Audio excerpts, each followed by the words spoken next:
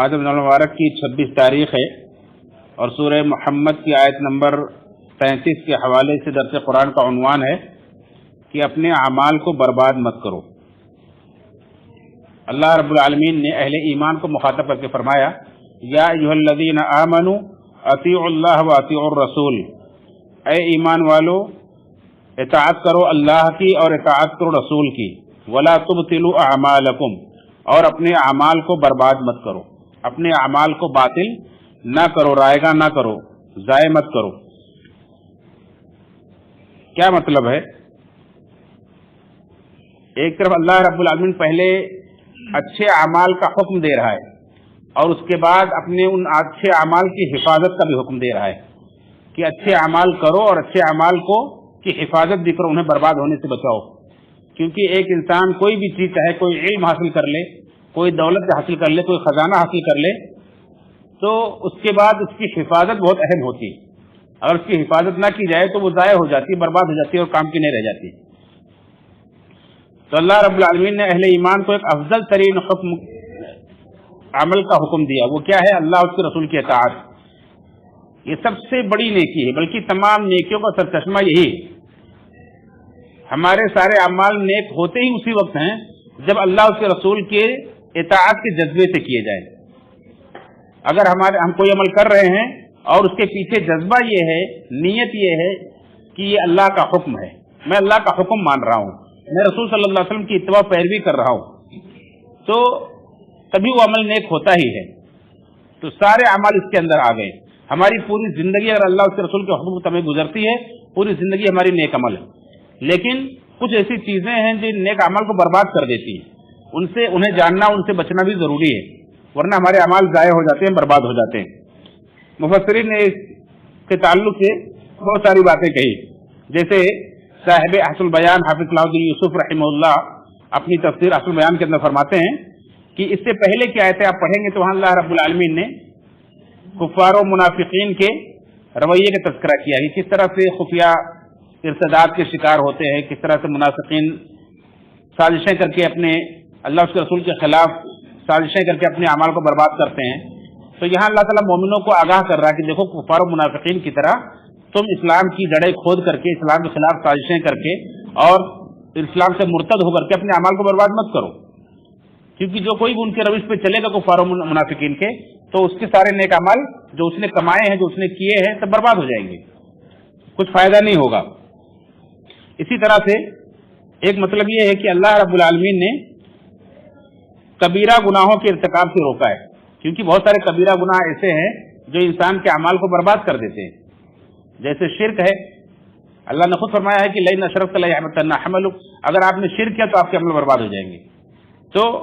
इस तरह से और भी बहुत सारे कबीरा गुनाह हैं जो हमारे अमाल को बर्बाद कर देते हैं। रियाकारी है, इंसान कोई अमल कर रहा है अल्लाह के रसूल के जज्बे, इताअत के जज्बे से, और बाद में उसके पीछे दुनिया हासिल करना हो जाता है, उसके पीछे दिखावा हो जाता है, शोहरत की तलबी हो जाती है, तो अमल बर्बाद हो जाता है। इसी तरह से एक मतलब ये भी है कि अपने अमाल को बर्बाद मत करो, यानी सिर्फ अल्लाह उसके रसूल की इताअत में ही अच्छे अमाल अंजाम दो। क्योंकि तुम्हारे जो अमाल अल्लाह उसके रसूल के इताअत से बाहर होंगे वो अमल अच्छे नहीं होंगे, वो अमल तुम्हारे रायगा जाएंगे, बेकार जाएंगे, अल्लाह के यहाँ कबूल नहीं होंगे। जैसे अल्लाह के रसूल सल्लल्लाहु अलैहि वसल्लम फरमाया, मन आमिल अमलन लैसा अलैहि अमरुना फहुवा रद्द। सही मुस्लिम की हदीस, हदीस नंबर 1718 यानी 1718, कि जिसने कोई ऐसा अमल किया जिस पर मेरा हुक्म नहीं है तो अमल मरदूद है। तो अपने सारे अमाल को जब करने लगो तो अमाल को करने से पहले जांच लो, देख लो कि क्या इस अमल का अल्लाह के रसूल सल्लल्लाहु अलैहि वसल्लम ने हुक्म दिया है, अल्लाह ने हुक्म दिया है, नहीं दिया है तो हम क्यों करने जा रहे हैं। मिसाल के तौर पर कोई रस्म मनाने जा रहे हैं, अभी यौमुल खुल्स मनाया गया जुमा के दिन, कि जुमतुल विदा मना रहे हैं, यौमुल खुल्स मना रहे हैं, तो क्या अल्लाह के रसूल सल्लल्लाहु अलैहि वसल्लम मनाया? नहीं मनाया है, तो क्यों मना रहे हैं? ये अमल ज़ाय हो रहा है, बर्बाद हो रहा है।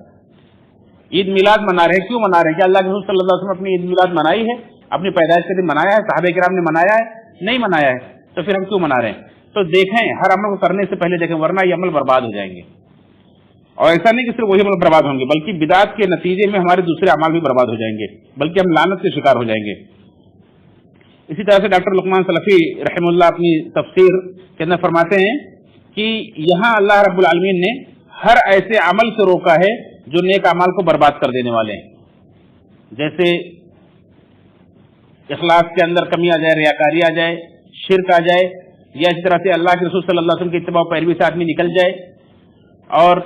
کچھ کبیرہ گناہوں کا ارتکاب کر بیٹھے تو اس کے عمل برباد ہو جاتے ہیں۔ تو ساری ان چیزوں سے روکا ہے جس کو ہمارے عمل کو برباد کرنے والے ہیں، خراب کرنے والے ہیں۔ اسی طرح سے عبدالرحمن کیلانی رحمہ اللہ اپنی تفسیر کے اندر فرماتے ہیں کہ اللہ رب العالمین نے ہم مومنوں کو حکم دیا ہے کہ اللہ اس کے رسول کے جذبے سے، اطاعت کے جذبے سے نیک عمل کرو، اور پھر دیکھو کہ تمہارے نیکیوں کو برباد کرنے والی کون کون سی چیزیں ہیں، پھر ان سے اپنے آپ کو روکو اور بچاؤ۔ اسی طرح سے حافظ ابن کثیر رحمۃ اللہ علیہ نے تفسیر ابن کثیر کے اندر امام محمد بن نصر مروزی رحمہ اللہ کے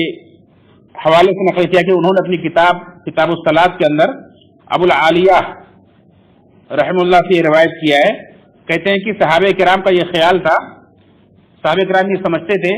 کہ ہم نے اگر لا الہ الا اللہ پڑھ لیا ہے تو اس کے بعد پھر ہمارے کوئی عمل خراب نہیں ہوں گے، ہم چاہے کچھ بھی کریں، لا الہ الا اللہ کے ہم قائل ہیں، ہم توحید کے قائل ہیں، اب اس کے بعد کوئی گناہ بھی کرے تو ہمیں کوئی نقصان نہیں پہنچنے والا ہے،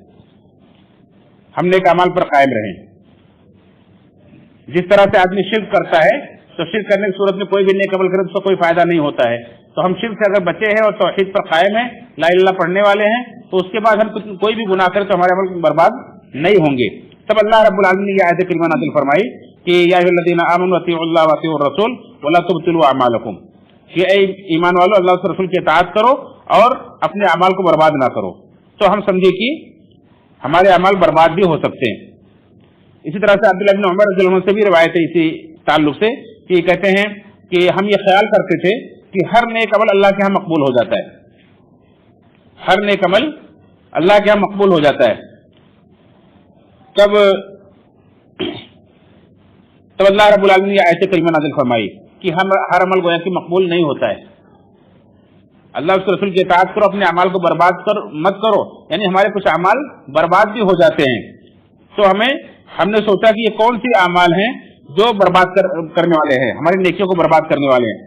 تو ہمیں سمجھ میں آیا کہ یہ ایسے اعمال ہیں جو جن گناہوں کی وجہ سے جہنم واجب ہو جاتی ہے، تو ان گناہوں کی وجہ سے ہماری نیکیاں بھی برباد ہو جاتی ہیں، ہمارے عمل خراب ہو جاتے ہیں۔ ہمارے دل کے اندر یہ خیال آیا تو اللہ رب العالمین نے پھر یہ آیت کریمہ نازل فرمائی کہ ان اللہ لا یغفر ان یشرک بہ ویغفر ما دون ذلک لمن یشاء، سورہ نساء کی آیت ہے کہ بے شک اللہ تعالیٰ اس چیز کو معاف نہیں کرے گا کہ اس کے ساتھ شرک کیا جائے، اس کے علاوہ جتنے گناہ جس کے لیے چاہے گا معاف کر دے گا۔ کہتے ہیں کہ پھر اس کے بعد ہمارا یہ خیال بن گیا، ہم کبیرہ گناہوں کے بارے میں آپس میں بات کرنے سے رک گئے کہ اللہ رب العالمین کے لیے ہم نیک عمل کرتے ہیں، تو شرک اگر کرتے ہیں تو شرک کرنے سے ہمارے عمل برباد ہو جائیں گے اللہ کے ہاں، اور ہمیں اللہ تعالیٰ نہیں بخشے گا۔ اس کے علاوہ جتنے گناہ ہیں جو کبیرہ گناہ ہیں وہ اگر آدمی کرتا ہے تو اس کے بارے میں ہم ڈرتے رہتے ہیں کہ اس کی وجہ سے ہمارے عمل خراب ہو کے وہ جہنم میں جانا پڑ سکتا ہے اور سزا بھگت کے پھر جنت مل سکتی ہے، اس کے بارے میں ہم ڈرتے رہتے ہیں۔ لیکن جو آدمی نیک عمل کرتا رہے اور کبیرہ گناہوں سے بچتا رہے تو اس کے بارے میں اللہ سے پر امید رہتے ہیں کہ اللہ تعالیٰ اس کے ساتھ اچھا معاملہ کرے گا، اس کو جنت میں ڈالے گا۔ تو اس ساری باتوں کا خلاصہ یہ ہے کہ مومنوں کو چاہیے کہ اللہ اس کے رسول کے اطاعت کے جذبے سے نیک اعمال بھی کرتے رہیں اور ایسے چیزوں سے بچتے رہیں جو ہمیں کو برباد کرنے والے ہیں، اور وہ کبیرہ گناہ ہیں۔ تو کبیرہ گناہوں سے اور انہیں خصوصاً شرک و بدعات سے بچتے رہیں۔ شرک و بدعات سے بچنے کے ساتھ ساتھ دیگر جو کبیرہ گناہ ہیں ان سے بھی اپنے آپ کو بچائیں۔ اگر ایک مومن اللہ اس کے رسول کے اطاعت میں زندگی گزار رہا ہے اور کبیرہ گناہوں سے بچ رہا ہے، بڑے بڑے جو گناہ ہیں جسے ان کے بارے میں کتابیں لکھی گئی ہیں، ان کی فہرست بتائی گئی ہے، کتاب الکبائر نام سے امام ذہبی رحمۃ اللہ علیہ کی کتاب یہاں بھی موجود ہے کہ بہت سارے گناہ ہیں، شرک ہے، بدعت ہے، اور جھوٹی گواہی ہے، ماں باپ کی نافرمانی ہے، سود کھانا ہے، قتل کرنا ہے، زناکاری ہے، بہت سارے جو کبیرہ گناہ ہیں جن کی وجہ سے جہنم کی وعید سنائی گئی ہے، جن کے حدود مقرر کیے گئے ہیں کہ ان پر دنیا کے اندر سزائیں ملتی ہیں، ایسے گناہ کبیرہ گناہ کہلاتے ہیں۔ تو ان سے اپنے آپ کو جو بچاتا رہے گا وہ جنت میں ضرور جائے گا، اس کے تمام نیک اعمال اللہ کے یہاں انشاءاللہ محفوظ رہیں گے۔ اللہ تعالیٰ سے دعا ہے رب العالمین ہم سب کو اللہ کے رسول صلی اللہ علیہ وسلم کی اطاعت کی توفیق نصیب فرمائے اور اپنے اعمال کی حفاظت کی توفیق نصیب فرمائے. آمین. تقبل یا رب العالمین.